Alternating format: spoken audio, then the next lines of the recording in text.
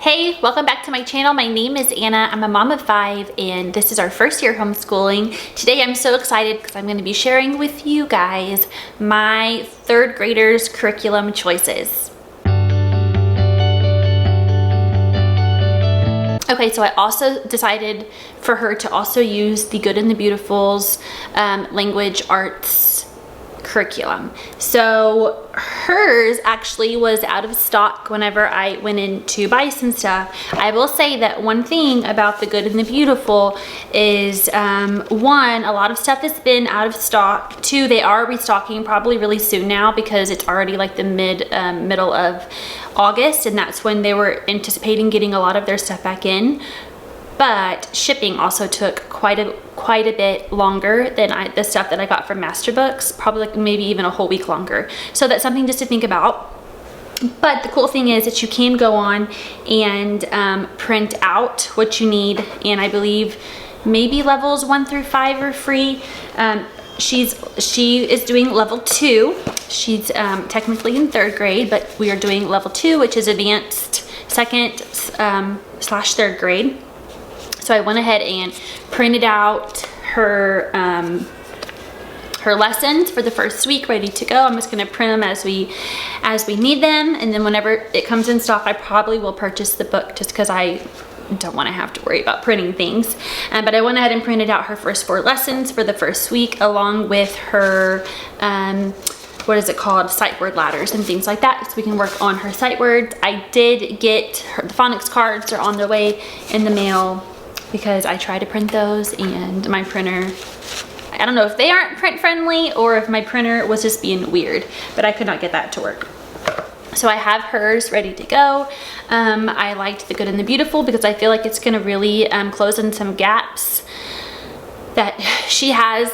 She struggles reading, so I have a couple of different things, and we're not only using the Good and the Beautiful, but it's gonna challenge her in a way that she needs to be challenged, like at a mental level, I guess, or like a maturity level. Like she needs to be challenged. She's in 3rd grade, but we really need to work on those like the early phonics and stuff. So what I'm actually doing with her, I have stuff all mixed up here, but what I'm actually doing with her is I have my pre-K-er, who I'm gonna just, it's really like for a kindergarten program, but what I went ahead and did is I pulled out all of these little baby readers, not baby readers, but the you know, the early readers.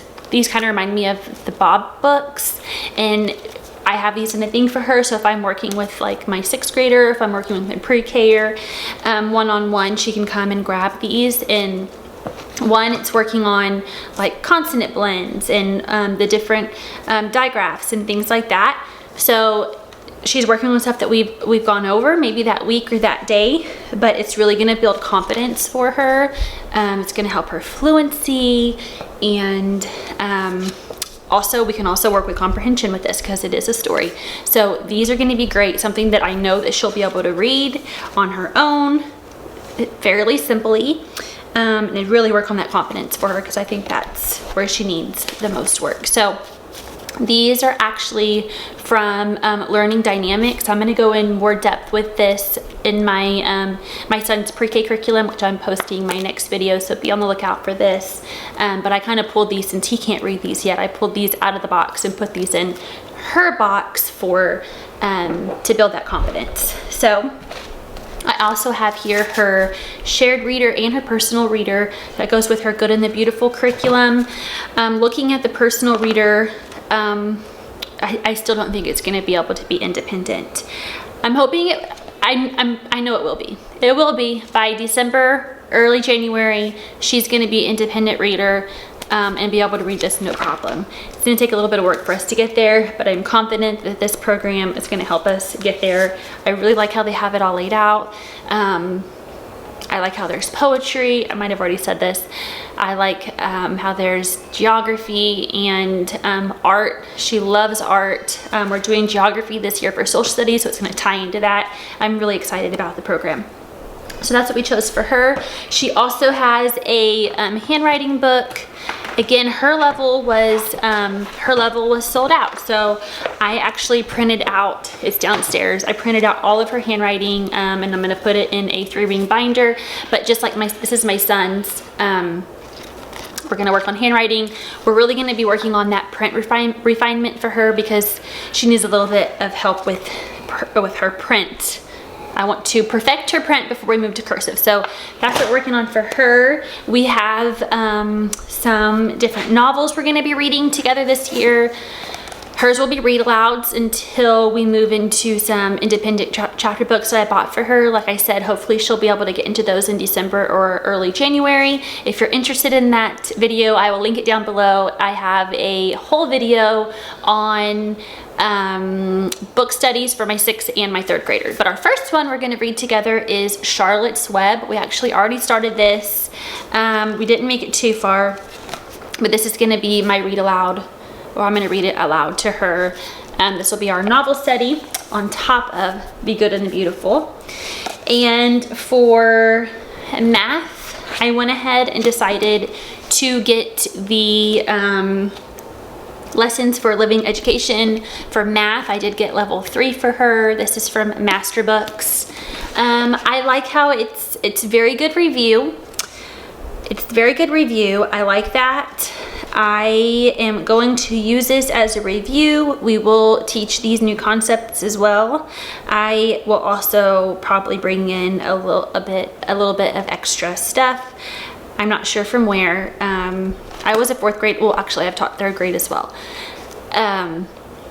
We're probably gonna just use like fun games and things from Teachers Paid Teachers just for extra practice, because I personally don't think that talking one day about time is enough and then moving on to something completely different. So, I mean, we'll probably just get some different games for telling time, which I have my whole cart back here. I have like little like games and flashcard type games anyways. So telling time or adding money, like I just feel like we need to spend a little bit more time on some of these concepts that are being introduced. So I will be using this as a guide. This will not be all. I will definitely keep you I'll definitely keep you guys in the loop what I decide to add on to this, but probably just little mini unit studies for different concepts that we're going to be adding in 3rd grade. So that is her math. I've thought about, this is actually a really good question for you guys. If anybody's used teaching textbooks, we decided to use that for my 6th grader. I don't know if I should for my 3rd grader, but if anybody's used it for a kid that young, like in 3rd grade, if you like it for that, or I feel like it's probably something to wait for middle school personally. So, but if you've used it and loved it for your 3rd grader, let me know below, because I don't know if she needs that extra practice on top of this. So anyways, that's what we have for her for math and for ELAR.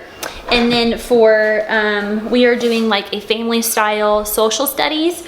So for social studies, I picked up this USA Atlas and this World Atlas for geography. We're gonna be doing World Geography and USA Geography as a family with her and my 6th grader. Came with a teacher's guide over there with like a lesson plan, and then also these really cool World Passport, USA passports to teach us all about the different countries around the world and also the different states. So that's what we're doing for social studies. Really gonna focus on geography this year. That's what my son would be learning in 6th grade if he was in public schools, world geography. So he really hasn't done geography in a while.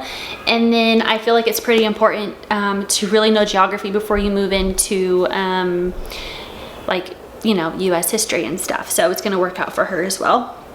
I'm excited about this. I love geography. So I'm super excited about this. And for science, I don't really have it nailed down yet, honestly. So still thinking about that. I do like some of the unit studies from Be Good and the Beautiful. A lot of them are out of stock, the physical copies, and I really like that physical copy. I made a mistake on accidentally buying something as a PDF from The Good and the Beautiful, and yeah, they would not let me switch back over to the physical copy, so be very careful with that. But yeah, that's what we're going to be doing for her core courses. So that's what we've chosen for her. I will keep you updated to see how it works. I got really overwhelmed in the beginning looking at all this different curriculum. I spent days and days and days looking at it, and I finally just had to like just pick one. So I totally understand that things are going to change and we'll use different things as we move forward, but that's what we've decided to start with, and that's what we're going to start with. And we're excited to bring you guys along with us for the journey. I will be sharing my pre-K's curriculum choices next, so if you have a little one, make sure you be on the lookout for that. If you like these videos, I would love it if you would subscribe. You can click the notification bell if you are interested in watching our journey, or maybe you do have a pre-K'er and need some of those tips as well. I will be sharing all of the things, a lot of videos planned, and I would love if you guys stick around. Thanks so much for watching. We'll see you next time.